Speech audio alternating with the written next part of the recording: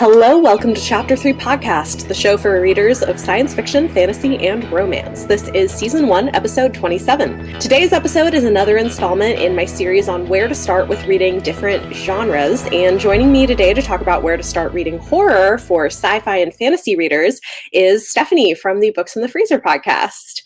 Very excited to talk about this today. Should be fun. If you enjoy the podcast, I'd appreciate if you could take a moment to rate and review us so we can continue to reach more listeners. And if you're interested in getting early access to episodes as well as exclusive bonus content with our guests, consider supporting us on Patreon. Huge thanks to our supporting patrons, including our world-expanding patron, Trina. You all make this possible. And thank you for joining me to talk about horror, Stephanie. We've been talking about this for a while.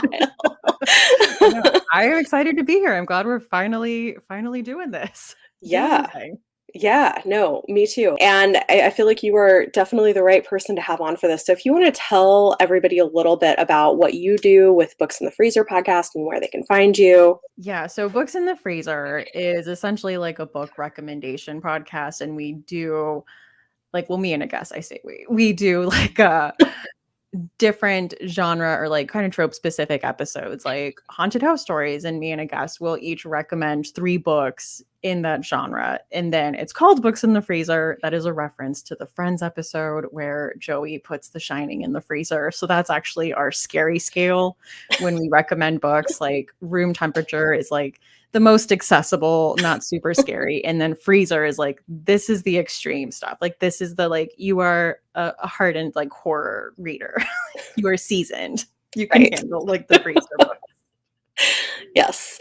Yeah. Like, I don't know that I can do the freezer books at this point, but I am enjoying. I'm like, I used to, and we can kind of get into some of this because I do want to talk a little bit about like history with horror because I think it's interesting, but I used to think I didn't like horror.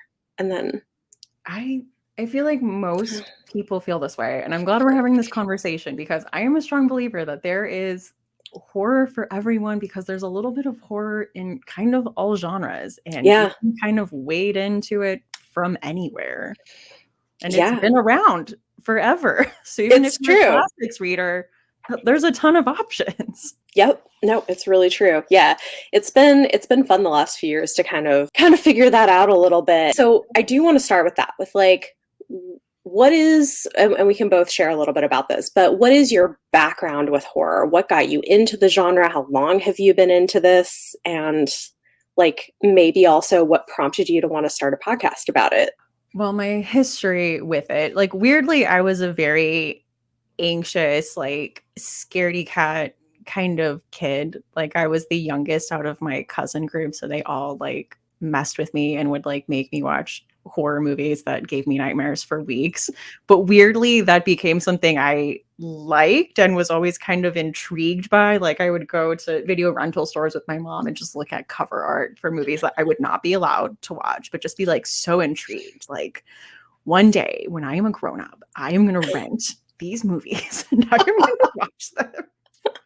And then like I, went through a phase where I didn't really dive into anything horror. And then after college, after I got married, I started getting back into reading, and I found BookTube and I found Katie at Chapter Stacks, and she was recommending a lot of horror. And I was like, you know what? I don't think I've ever read like a horror book outside of like Goosebumps when I was younger. I don't think. And I just started reading, like, I think I read like You by Caroline Kepnes, and I dove like headfirst into House of Leaves, which is a wild and intense and a very immersive reading experience. I'm reading it in October, so I'm excited.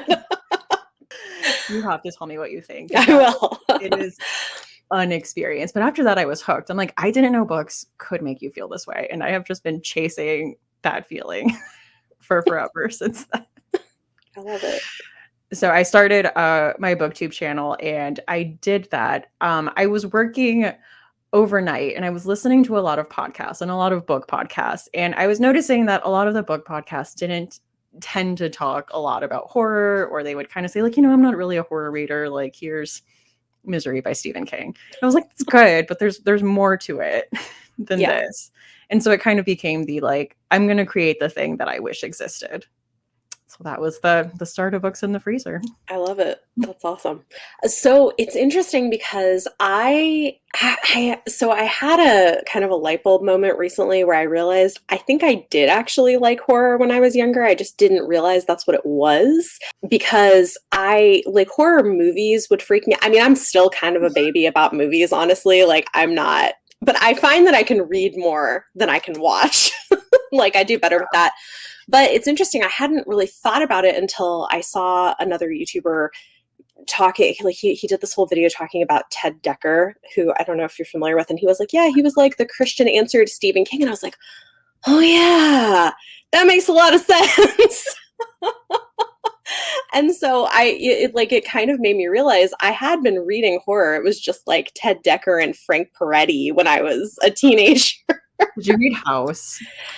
Yeah. That's the one they did together. You know what? Yeah. So yeah, I did read that in high school. And I remember my sister and I thinking it was like so spooky. Like, ooh, all these people in a house. Yeah, I remember. No, well, and I enjoyed them. I remember I was just talking about this in a video recently that like when I was a teenager, I read The Oath. Did you ever read this one? No, I think honestly The House might have been the only one I read. Okay. But I remember in our high school, like my Christian high school, like we all talked about it. Yeah, The Oath was terrifying. So I read it on Christmas break when I was a teenager, and like Christmas Eve stayed up till like 4 a.m. to finish it because I was like, I'm gonna have nightmares if I don't like finish this book. You need closure. Yeah, it helps. So like looking back, I can now see like, okay, I have always had some level of interest. I just didn't it just didn't click for me that that's what it was, I guess. And then a couple of years ago, I started kind of dipping my toes into things and being like, oh, okay, maybe I do actually like some kinds of horror. It's just not everything. And so this is part of why I've now been wanting to be like, hey, I know you think you wouldn't like horror, but like maybe you actually would like some parts of it. I think especially recently, there's been a big horror boom.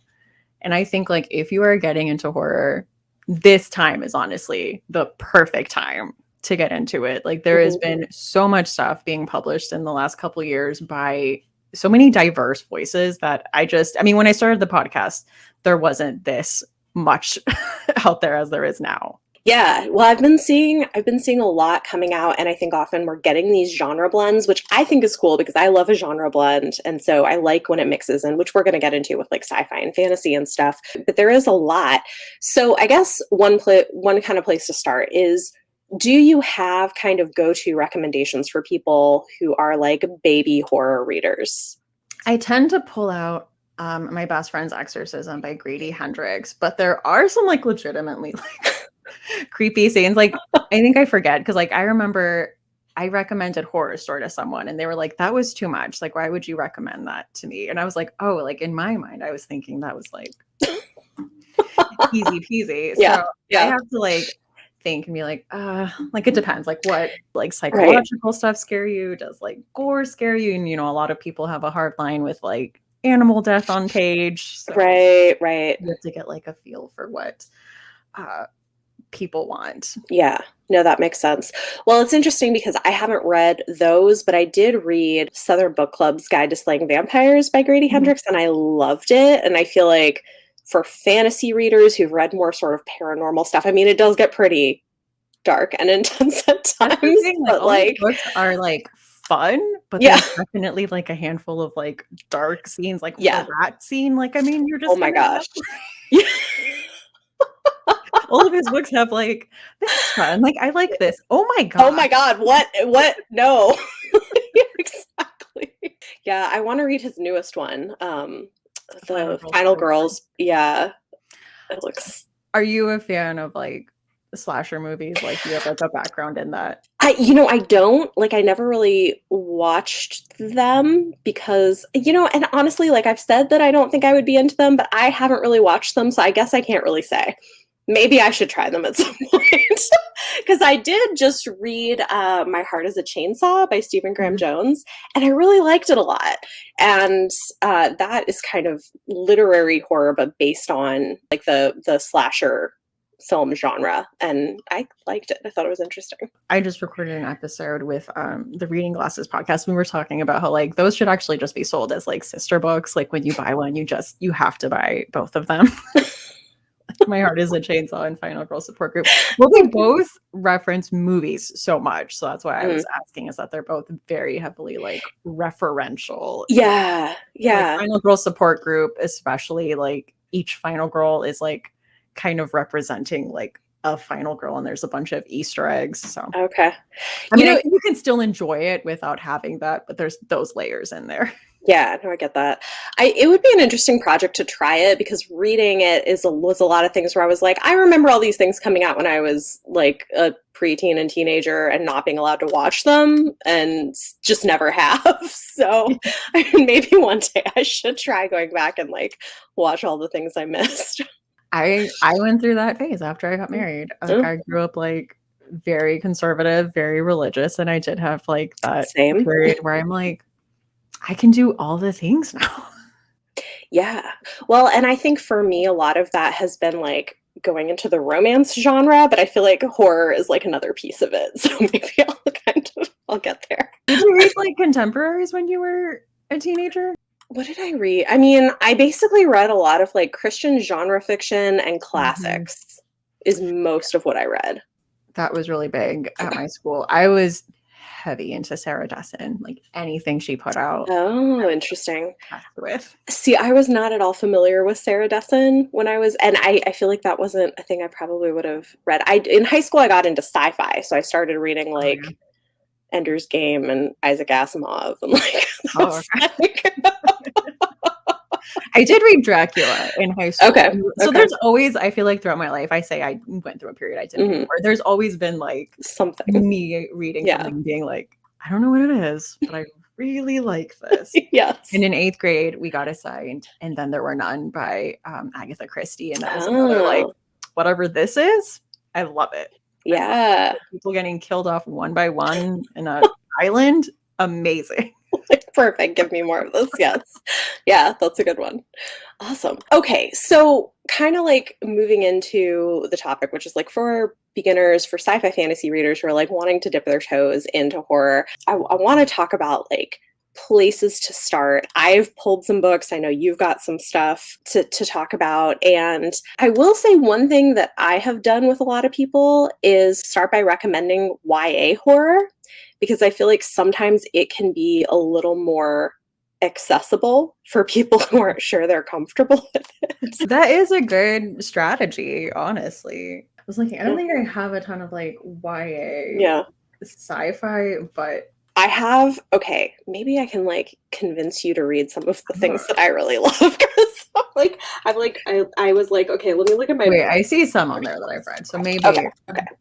One of my favorite horror books is a super underrated YA horror that has sci-fi elements to it, and it's Nightingale by Amy Lukovics. I want to like get more people to read this book because it's really good. It's set in like the 1950s. And it follows this teen girl whose parents want her to marry this guy who's super creepy, and she doesn't want to. And then she ends up in an asylum because she refuses to marry him. And super weird, creepy stuff starts happening. It's great. You got all of that. So there's like body horror and like, you know, it's great. I really love it. And I've never heard anyone else talk about this book. I haven't either. I read something by Amy Lukovics. I think it was The Ravenous, which is like it's a dark, like YA family horror drama. I haven't read that one yet. I should read more of her because I know she's got a couple other books that I haven't read, and I really liked this one. I would say Mira Grant, honestly, as an author, is a great place to start for like genre blendy, but like I love the like rolling in the deep into the drowning deep duology. I will say it does not hold back on the gore. Like it is a horror. Yeah. But if you're coming into it from a sci-fi angle, there's so much about it that seems so familiar. It's a duology, but I read Into the Drowning Deep first, and then Rolling in the Deep is the prequel story to it. But Into the Drowning Deep is about this expedition that's going out because years ago there was an expedition that was going out to film this like mockumentary on killer mermaids, and it was supposed to be kind of like the spoof thing, but then everyone on that expedition disappeared. So this new expedition is going out to kind of figure out what happened, and there's a bunch of scientists on board, and everyone's kind of skeptical, like, sure, killer mermaids, like I have my own projects I'm working on, but like I went on this thing for reasons. And I love this book. I just love like a bunch of scientists together on a thing. It gives me very like Jurassic Park, Deep Blue Sea vibes. And I loved all of these characters. I felt so much when things inevitably happened to them. There was great representation. There was, there was autistic characters. There was queer romance. There was like so much going on. And I just love this story. This is like one of my favorites. Yeah. I recommend it all the time. It's a really good one. I haven't read Rolling in the Deep yet, but I have read the prequel, but I've read the first one and I loved it. And, it's kind of a slow burn too. It does end up getting pretty gory, but it takes a while to get there. And you get a lot of like character development. So if you like a character-driven story, I think that's a really good one. Yeah. Like another one that I think is horror that I think was mismarketed, which I think is why the ratings are so low, is The 10th Girl by Sarah Faring, because it was kind of marketed as like a gothic thriller, and it's horror. Like it's not really. And it has some other genre bending stuff that is a little spoilery, but it's I was really into it, but it is quite dark, especially for YA, and it's set at like an all-girls boarding school in 1970s Argentina, and it gets really weird. The other thing that I think, there's like some spoilery things about this book that make me really love it, but I can't talk about it. But if anybody ever is interested, wants to like track down my Goodreads page, I have a spoilery section in my review where I do talk about why I think it's so brilliant. But so I feel like there's a ton of different like types of sci-fi horror that there are. Because even I don't want to like go on like Mira Grant again, but she wrote like another like novella called Final Girls, which is about this like machine that's supposed to be like it's like experimental like VR like therapy, and it puts you in like stressful situations, and it's like supposed to help you like work through your trauma with these like horror scenarios, and that's the whole thing. But that's not my recommendation. I'm just throwing it out there. People are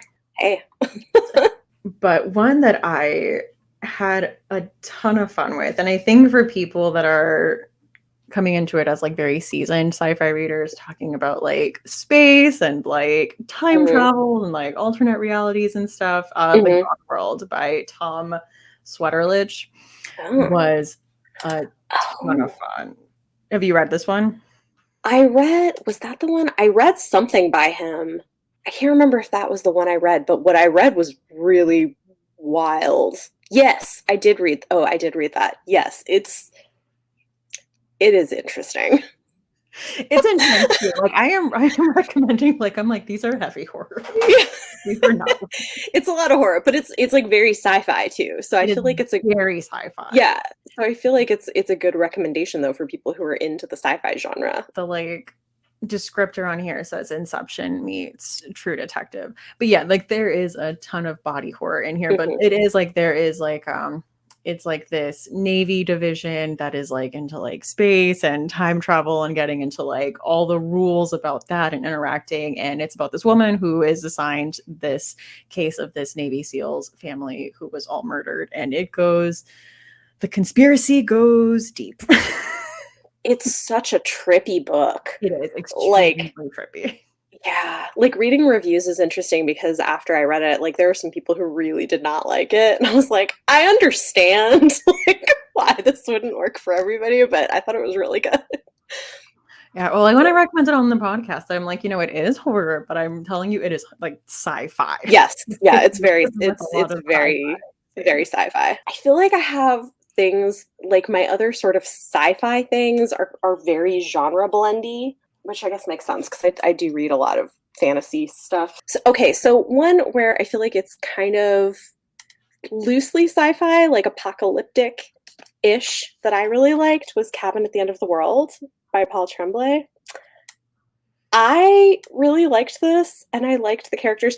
I know some people don't like the ending because it's like very open-ended. I like endings like that. That's like, well, I don't know if that's spoilery to say that's Paul Tremblay's thing, but I mean, that is kind of like, I mean, I'm you not. gotta, I don't hate that. I don't either. Like, he's one of my favorite authors. I don't hate it. Yeah. But people, have strong feelings about it. Like, my husband hates open-ended endings. He despises them.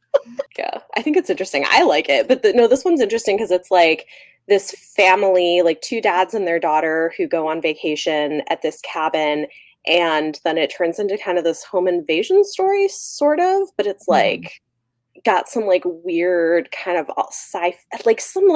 potentially sci-fi vibes to it. I feel like, Yeah, which is that interesting. book stressed me out. Like, it was a very stressful reading experience. I can see that. Oh man, have you read The Luminous Dead? No, I haven't.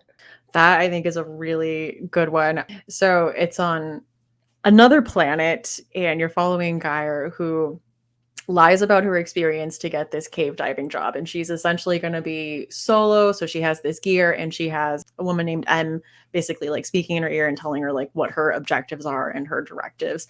They kind of get off to a rocky start because like she doesn't know that M basically has like full control of her suit. And if she just doesn't like what she's doing, she like sedates her, and like they start to have this weird like tense relationship where like she thinks that she's keeping information from her, and she's like asking like, wait, what's going on in this cave? Like, things are supposed to be there that aren't here. Like, am I alone in this cave, or is there something else here? Oh, So wow. it is like the claustrophobic and tense, like I only have like one connection to the outside world, and I don't know if I can trust that connection. What is that connection not telling me? Oh my gosh. That's intense. Yeah. Okay, so like I feel like a lot of my favorite books end up being super polarizing, where people sort of love them or hate them, which is fine. But one that's that I really, that's our book reviewer life. Like, I know. Well, yeah. I mean, some books are more like most people at least think they're fine, but a lot of my favorite books, like there are people who hate them. So it's fine. I guess with horror you would get more of that probably, wouldn't you? That would be like pretty common. Every like TikTok I post is like, I hated this book. It was overrated. I'm like, okay. Of course. You live that life. Yeah. Okay, so I really loved Gideon the Ninth by Tamsin Muir, which if you don't like Gideon as character, you're probably not going to enjoy the book super much, but this is a huge genre mashup. It's like a space fantasy with a closed circle murder mystery and a lot of body horror. So it's like this really interesting, weird story. And like Tamsin Muir, I feel like does these really experimental things with writing, because the second book in the series, the first like almost 2/3 of it, you will be super confused as to what's going on. It's very like disorienting, but then everything becomes clear, and then you're like, oh, you're brilliant, and this was all on purpose, and now I see what you're trying to do with this. So it's really like not everybody's cup of tea, but I think really interesting, and has a lot of horror mixed with like sci-fi fantasy elements to it, and a lot of like goth vibes. Nice. I mean, a lot of people have recommended this book to me, and I've been like a little nervous to check it out because it did seem like dense. And I think part of my issue with like, I know it's not like high fantasy, but it's like stuff like that. I'm just like, I think I'm too dumb. Like, I think it's just like there's too much going on, and I get like, what is happening? Which you mentioned. It's like, yeah. I mean, I feel like the biggest thing with it is keeping track of all the people. Like I kept like flipping back to like, okay, who is who? Like that's the hardest part for book one. Book two, that's less of an issue. But for book one, it's all, well, honestly, it's kind of similar to And Then There Were None is the same way, where it's like keeping track of so many characters. It's got kind of a similar thing. Well, you don't have to keep track of them for too long. I mean, people start dying off in this one too. I mean, same thing though. Like some people keep dying off, and like we don't know why and who's killing them. So, yeah, I love that. People just keep dying off. My next pick is Lakewood by Megan Giddings. Yeah, have you read this one? Mm-hmm. It's good. I will say it's a little more not on the surreal side, but I guess there are like surreal parts to it. So yeah, I personally like to know that going into a book. I don't know why. I don't like being surprised with surrealism. It's like a big thing for me.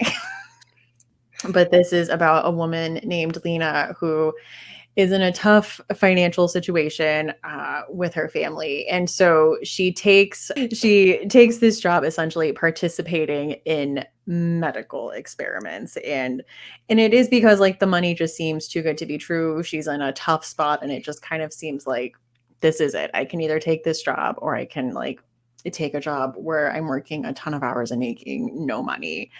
And just going into like the types of experiments and like what they tell them and don't tell them. And there's so much in this book. And I mean, it is kind of a meditation on class and on the history of medical experimentation on Black bodies. And this is like a hard to read book at some points. And I do like book descriptors like comps, and it says it's like The Handmaid's Tale meets The Immortal Life of Henrietta Lacks. And I'm like, yeah. A little bit like that. Yeah. It's kind of like that. A little bit of that, a little bit of that. It is really good though. But it's intense. It is. There's a lot of like the body horror, the medical horror. It's yeah, so definitely need to be aware of that going into it. That is what you will find. Yeah, no, that's a good one. Another kind of like big genre mashup that has some sci-fi elements is Ring Shout by P. Djeli Clark. Have you read this? Oh, yeah. Yes, that was a ton of fun. It's really good. It's a novella that's like historical. I guess it's more fantasy, but like historical fantasy horror that kind of imagines. When is it? I think it's set in like early 1900s America, and imagines sort of what if KKK members were actual monsters. And it's really interesting and really smart. I mean, he's a professor, and his books all pack so much like actual history and culture and stuff into them, which I think is really makes for like an interesting story to unpack all the details of. Yeah, I liked that too. And I loved the characters in this. Yeah. Really fun. Yeah, there's like so many like different types of horror. Like I just recorded an episode on like eco horror, which is like essentially sci-fi horror. Yeah. So I do have to talk about Annihilation by Jeff Vandermeer. Like that is. Have you read that one? I haven't read it. No, I've heard about it, but I haven't read it. It's really short too. Like it's a pretty quick read, but essentially it's about this area in the United States called Area X, and it's like getting bigger, and like scientists are trying to figure out like what is going on there, because like nature seems to live by its own rules, and there's like a weird barrier that's gone up, and they've sent several expeditions of people to go and check out Area X. Stuff has happened to all of them. Like one of them, they all came back with cancer. One of them, like they all kind of lost their minds and all died in a big shootout. So this is like the 11th expedition that they're sending out, and they're sending out 4 women. It's like a biologist, a psychologist, a surveyor, and like someone else. And you only know them by their professions. Like they don't get names. You are following the POV of the biologist. And so she is looking at like the rules that the nature lives by here. There's like a weird fungus that's growing on the walls that she's like really interested in. And it becomes this like survival horror, and like what happens when nature fights back, and like nature lives by its own rules, but also like I don't know these people that I'm with. Like the psychologist has directives like from the Southern Reach company that sent them out that like none of them do, and she has the power to kind of like hypnotize them to like get them to go to sleep, and it's just like a weird power thing. It's a lot. Like I love this book. That sounds really interesting. Wow. That's a lot. Yeah, I've seen it around a lot. I just, didn't know much about it. That's interesting. I love this book. Cool. Awesome. It is funny looking at my shelves. I'm like, man, I really have gotten into horror in the last couple of years, because like I have a lot of books that I own now that are like but yeah, so I don't know how much you have of sci-fi versus fantasy. We can kind of do a little bit of both. Yeah, I have some fantasy, and then I have some that is more maybe like folklore, because I mean cosmic is essentially like fantasy elements. Okay. And then like stuff like that. I do have some. Okay, so like kind of talking about I feel like we have done quite a few sci-fi. If you have any other sci-fi ones you want to kind of like throw out there, and then maybe we can pivot to fantasy places to start for fantasy readers. I was gonna say Never Let Me Go, but that's not like a ton of horror, but it is like one of my favorite like literary sci-fi. I need to read that one. It's on I have a copy of it. I just haven't read it yet. You absolutely do before like someone ruins it for you. Like if you've made it this far without it being ruined, like you have to read it. Good. Okay. One that I would say is a bit of a freezer book, so be aware, is The Loop by Jeremy Robert Johnson. Like it's just like very gory. Okay. But it takes place in, I'm going to say it's in the Pacific Northwest, either Oregon or Washington. But it's these teenagers and this whole town starts getting, like, people just start turning. And it's kind of going back to this like company that's making this technology, and it's kind of like, oh, the like kooky conspiracy like talk radio guy that's been like spewing all these things about like, you know, these like tech companies overreaching and experimenting on us, like what if he's right? And it is like, you know, these teenagers getting together and just trying to survive, trying to see like who they can still reach out to and like find a way out. It's like a fun like adventure, like takes place in less than 24 hours type story, but it is gory. Okay. Good to know. And then like The River of Teeth, I don't know if that's like really horror, but it's fun. I've been wondering about that. Like I've seen it, I haven't read it, but I like an alt history sci-fi western. Interesting. Okay. And as always, all of the books we talk about will be linked in the show notes, so if you're looking for anything. Okay, so pivoting more to like the fantasy side. I mean, I know I've been talking about stuff that has fantasy vibes anyway, because that's a lot of stuff I read. I feel like there's a lot of interesting things that are fantasy-ish. One of my favorite YA books that is kind of like fantasy horror is Sawkill Girls by Claire Legrand, which I really love. It's set on a creepy island. It follows 3 girl perspectives. It's like queer women tearing down the patriarchy. It is very creepy, though. It's got a lot of like disturbing scenes in it, but it's really good. It's got I love her books. I'm so excited because I haven't read it yet, but I got an arc of her next horror novel that's coming out in February called Extasia or Extasia. Ooh. And it's also, I think, kind of about like a religious cult. So I'm really excited about it. It's really interesting. Yeah. For horror with fantasy, I would say Christina Henry is also a really good place to start. Like I know she does these kind of really dark fairy tale retellings. My personal favorite of hers is Lost Boy, which is a dark Peter Pan retelling from the perspective of Captain Hook and like his history with Peter Pan, and it is dark. I've not read from her, but I've seen her stuff around, so it's that's my favorite. And then she has her Alice in Wonderland books. Pull up Alice, and then she's written more in that series, but I haven't read. She's actually, I would say if you like horror fantasy, she's a good place to start. What was her other book that came out recently? The Ghost Tree was like coming of age, like witchy horror fantasy. That sounds fun. I've been eyeing that one. I haven't actually picked it up, but I keep looking at it. It's calling to you. Yeah, I'm like, I want to read that. Yeah, I feel like I have some witchy sort of fantasy horror things, and then I've got one that's kind of like vampire-ish, I guess, more, that I don't think I realized before I read it was going to be horror, but I would say it is, which is My Soul to Keep by Tananarive Due.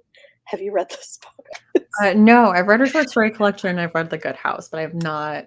Okay, I would just say, like, if you are a parent, like, and you need any content warnings, like, check them for this book.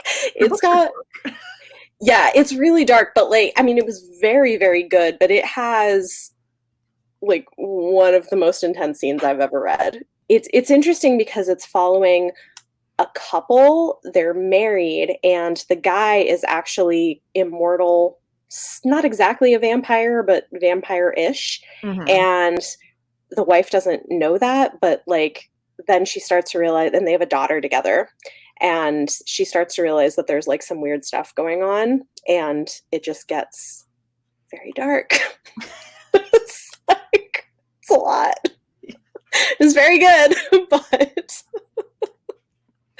yeah, but it's got more of that like kind of Mhm. paranormal fantasy elements to it.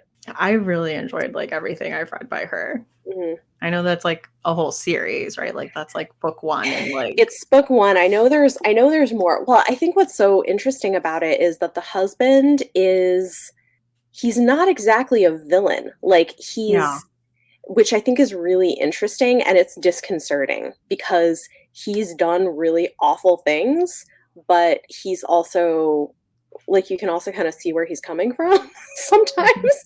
And so it's disturbing because he's like she never makes him like a full-on villain. That is interesting. Yeah.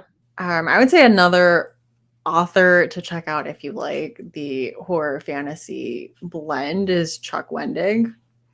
I need your okay. I want to read him. I have a book of his on my TBR that I haven't read yet. The new one, the Yeah. Book of Accidents. Yeah. That's a good one. My personal like favorite of his is he had the Miriam Black series that those were like absolutely up my alley. You Okay. follow a woman named Miriam Black who has a power that like when she touches people, she sees like how they're going to die and like when they're going to die. And she like you're in her POV and she is like very foul-mouthed, very like fast talky, like very I say like Lorelai Gilmore, like very like Oh, that's fun. I like that. like that style of talking. So I don't know. Mhm. Like the thing with Chuck Wendig's books, I feel like is his characters all have like a very distinct way of speaking, and you just need to buy into that world that everyone Okay. just like speaks this way. Everyone Okay. just has this like it's like you're watching Gilmore Girls. Like it's just this is how people talk in this world, and we're just gonna go with it. I can get behind that. But yeah, so like in the books, she's like a hitchhiker and she's kind of like getting herself into trouble and like she gets a ride with a guy and he's being very nice and she touches him and she sees like he's being tortured and people are asking what he knows about her. So she knows that like oh she's somehow involved in this person's death and like that starts like a whole chain of events and it is like every book I'm like on the edge of my seat like what's going to happen. Oh And my I god. love Miriam. I love Miriam as a character. That's cool. Yeah, I've heard good things about him. The Book of Accidents, like the cover and the description, I was like, this seems like it's gonna be so my thing. So I did like I've never read anything by him, but I'm gonna buy this book because it sounds really good. A couple of like witchier kind of picks. One that I think is really interesting. Actually, the author is a trans woman too, and it's like a pretty diverse series, but very horror. Is the first book is Burn the Dark by S.A. Hunt. It's the Okay. first book in the Malice Domestica series, and these follow a punk YouTuber who has a channel where she like hunts down and kills witches, like and witches in this world are like really evil and creepy, and so she's returning to her hometown for the first time in years and trying to track down the coven that she believes murdered her mom. And yeah, it's the first in a trilogy, and like each book just gets it like increasingly like violent and like intense. The first book I was like honestly for my taste, like the second two books were a little much for me in terms of my preferences with horror because like they got Oh yeah. very very gory and like intense with some things. But I did really like the first book, and I do think they're doing some interesting things. Also, she has a love interest who's like a disabled war veteran, which is cool. And they're just saying a lot of interesting things too, where like the horror is both the creepy witches and stuff that's going on, and also like homophobia in the American South. Yeah. So, yeah, it's like it's an interesting one. I've seen that one around. I will have to check that out. Yeah. Another author that I think does a really good job of blending horror and fantasy, well, especially in cosmic horror, is Hayley Piper. Her book, her novella, The Worm and His Kings, she's a trans woman, and it is about a woman whose girlfriend has recently gone missing. Like they were living in a homeless encampment in New York, and she thinks that she's kind of been taken underground by this entity. So she starts kind of descending the subway system, and there's like stuff going on. There's possibly like a cult and like maybe an ancient deity of some kind. Like it is like wild and just Interesting. creepy. I mean, I Cool. I love Hayley Piper as an author. Like her, if you follow her on social media at all, her like brand is make horror gay AF. I love it. And then like her newest book, Queen of Teeth, is about a woman who, due to like a fertility company like mishap, there's like a bunch of people out there who have like this genetic disorder. So she has to kind of report to this company for like testing, and they do checkups on her. And she notices after a hookup one day that there are teeth where there should not be teeth. Oh no. And that becomes a situation because those teeth grow tentacles, and it just becomes Oh my a gosh. thing. That's And so maybe there's also like a blossoming romance going on with this girl that she just hooked up with. And so she's just juggling a lot, you That's a know? lot. Oh my gosh. That's intense. Wow. I love it. Okay. So my other kind of like for people who want something that's more mild on the horror, like this has mild horror elements and it's more of like a witchy kind of fantasy, is The Year of the Witching by Alexis Henderson, which I really loved. It's very interesting.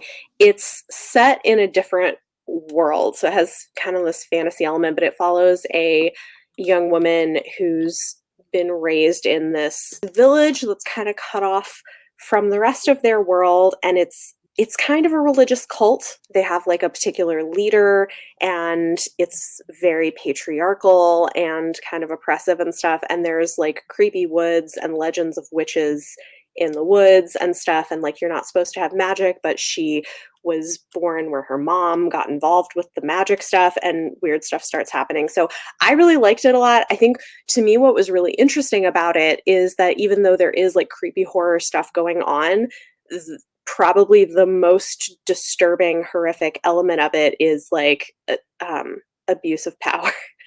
like like misogyny and abuse of power Yeah. and spiritual abuse, which I just found really interesting. So I loved that one a lot. That sounds really good. That's one I've seen like recommended a Mhm. ton. So I need to finally Yeah. get to pick. Yeah, and it's like not super scary. It has scenes that are more disturbing and stuff, but it's not like I feel like it would be a good entry point for people who are worried about things being too scary. Yeah. I was thinking maybe the Hayley Piper one might be a bit much for people. So I'll give you that. Yeah. A book that I had a lot of fun with, but it is huge. And I am not usually someone who loves long books. Like I have like a 400-page attention span. And then after Okay. that, like good luck getting Okay. me to finish something. But I read American Elsewhere by Robert Jackson Bennett, and I really liked it. Especially like if you like me, we're obsessed with Welcome to Night Vale, the podcast. The like weird town in New Mexico is like a whole vibe. But this is about a woman who finds out that she has inherited a house in a town called Wink, New Mexico. And she's kind of at a point in her life where she's stuck, like she doesn't have a lot going on. And she's like, well, I guess I own a house, so I'm going to go do that. And she goes there, and everything about this town just seems off. Like there is something wrong with like the people of this town that like seems very like perfect and suburban, but there is like something else going on in here. And I think the direction it goes is very interesting. I like that. I like towns where there's something weird going on. Like Yes. I think that's yeah, really interesting.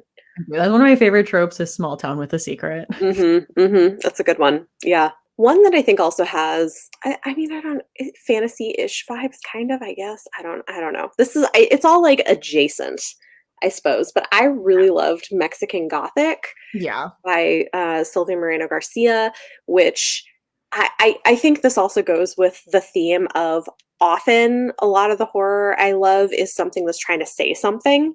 you know, where it's like using horror elements as a metaphor or as a way of talking about stuff. And so, like, in this case, it's being used as a way to talk about like colonization and colonization of the body and misogyny and stuff. And so I just thought it was really interesting. And it's got like kind of a creepy house and weird people and like, Yeah. yeah. It's wild. I did like virtual StokerCon this year, and I heard Sylvia Moreno Garcia speak on several panels, and just like she knows her stuff. Just She's like the amount of like literary studies she was pulling out. Like she's like, well, according to this like study on like, you know, this person wrote this paper on like Gothic, blah blah blah. And I'm like, who just knows that? yeah. I love her, and she's such an interesting author because she writes across different genres. I'm planning, once I read her latest book, I really want to do an episode like specifically dedicated to her because I just think she's so interesting. And all of her books are set in Mexico, and that's kind of what they center, but she just writes across all these different subgenres. She does, yeah. Yeah. It's a ton. A middle grade book that I had a ton of fun with was The Gates by John Connolly. And this is the start of a series. You're following a character named Samuel Johnson, who is going trick-or-treating, but it's like October 30th, not October 31st, but he's like thinking he's going to get a head start. But he interrupts his neighbors who are trying to summon a demon from a portal to hell to have them like grant them their desires, and he interrupts this process, and now there's like this portal, and now there's like demons out in the world, so this is a problem that he has to deal with. Right.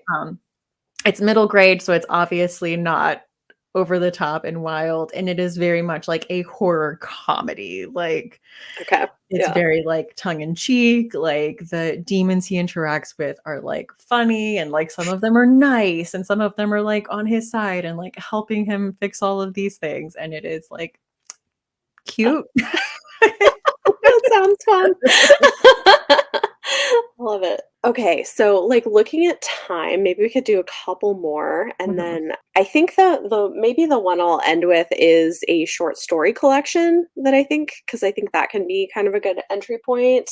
This one I like. It's Her Body and Other Parties by Carmen Maria Machado, which pulls, not all of the stories do, but some of the stories kind of pull on folklore and like fairy tales, and I just think they're really, it's a really interesting collection of short stories that are horror that's very feminist, often queer, and I just like her work in general. I think it's really good.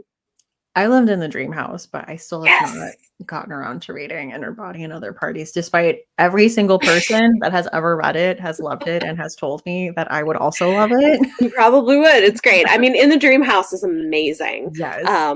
It's a memoir too. That's such a good book. Yeah.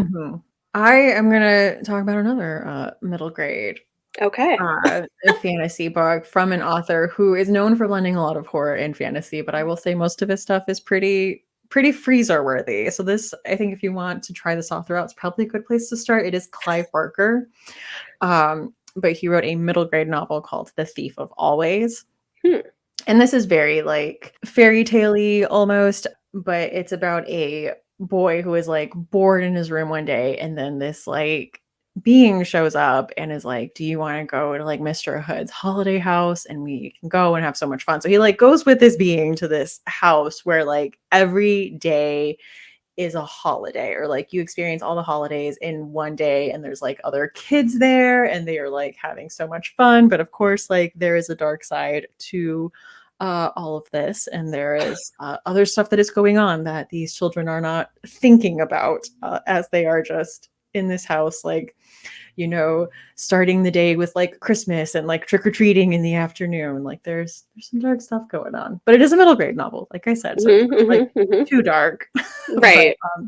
But, like Clive Barker does a lot of like horror fantasy stuff, but most of his stuff is pretty intense. So if you are like looking to dip your toe in horror, maybe don't start with like The Hellbound Heart, you know, or like the Books of Blood, which I love.